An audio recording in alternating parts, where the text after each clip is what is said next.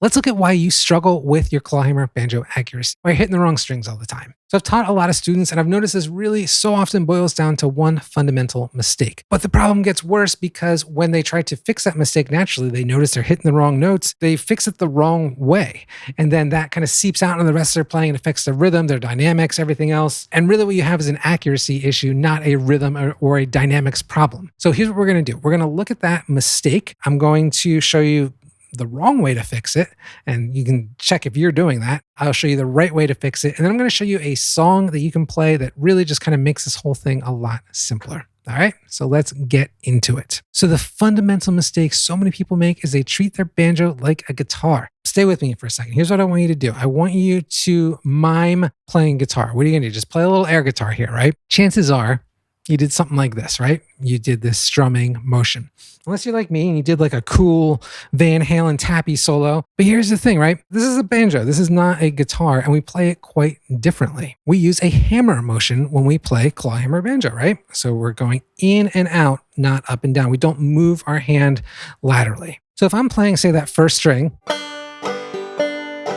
I want to go down to the third string, if I just try to move my whole hand, well, now my thumb kind of gets out of alignment, and I have to like know how much to move my hand depending on where I am on the banjo. It just gets really difficult, and it makes accuracy so hard. Like, I'm no super genius here, and I know I'm going to really struggle to kind of ingrain all that into my muscle memory. That's so much more to memorize. So say I'm playing like a basic just bum ditty on that first string, right?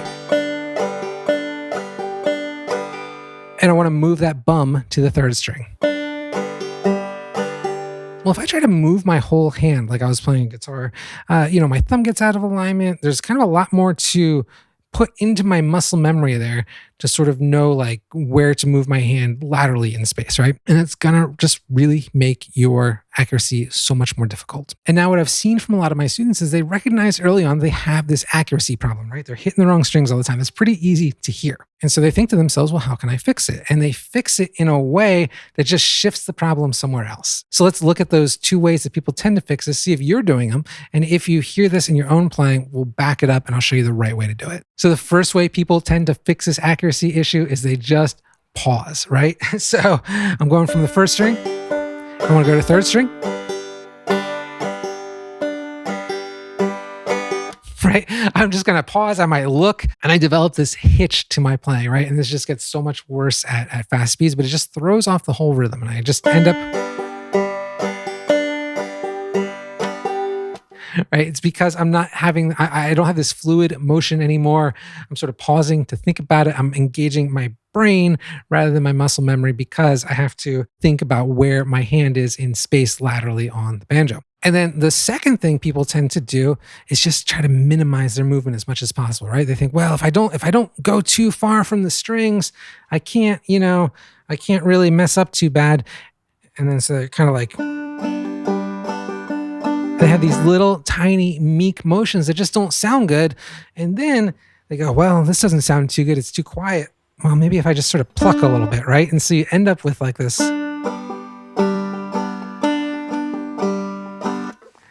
weird sort of hitching, plucking motion. It's so common. But again, that just shifts the problem, right? Now you have a dynamics and a rhythm problem. So let's look at the right way to fix this. Above all else, I truly believe the most important thing when you play clawhammer banjo is to maintain that clawhammer banjo motion. Obviously, this is a little exaggerated here, but so much of my motion is coming from that fulcrum of my forearm on the edge of the banjo, right? And so we just want to maintain that above all else. So if I have that bum ditty going on the first string, right? And I want to go down to the third string, what I'm going to do, rather than move my hand up, so I'm just going to close my hand a little bit. So what I'm doing, I'm moving my index finger, my striking finger might be your middle finger for you, but I'm just moving my striking finger a little closer to my thumb.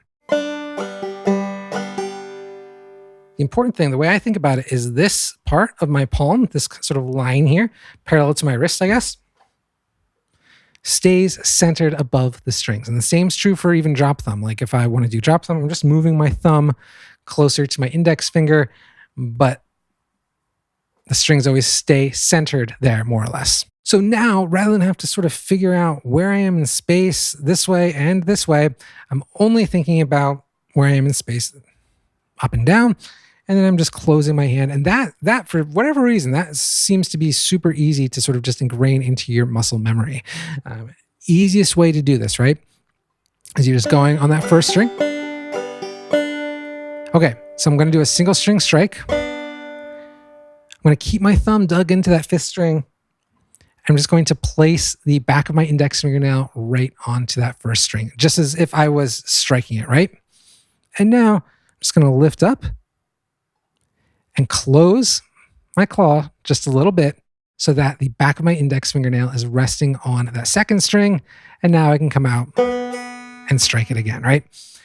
And really, it's just kind of get used to the feel of like how closed or open my hand has to be to hit each string. But it's super useful for sort of just starting to build that muscle memory. I know it's like no fun doing these sort of weird exercises all the time, right?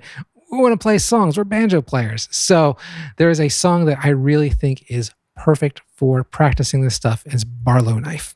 So if you look in the description, I have a tab linked there. You can grab it right there. So here's what's wonderful about Barlow Knife.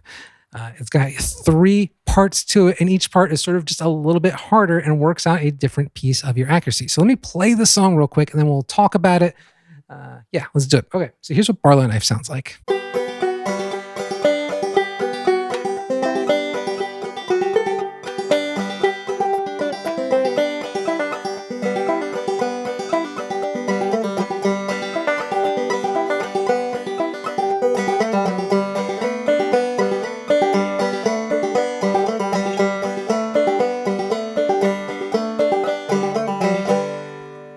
Really fun song to play.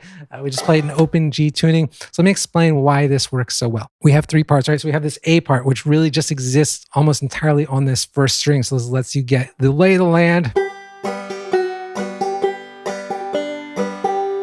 Simple enough left hand part. There is a little bit of drop thumb in here, but you can skip that if you want. So when you grab that tab, wherever you see drop thumb, feel free to just not do it if you don't want to. That's fine. You can add that in later. That can kind of be another second level to this song, is to work on your drop thumb accuracy. But again, just really simple kind of first string accuracy.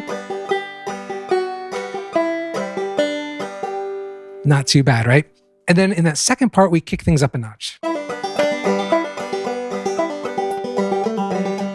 We're going all the way from the first to the fourth string, but the reason this is a nice progression from the A part is we're never skipping strings, right? We're always going up or down a single string at a time, which is not too bad. And this allows us to work on sort of that, a more fun version of that back of the nail exercise I talked about before. And we have what sounds like the simplest part of the song, but I actually think is the most challenging. It sounds like this.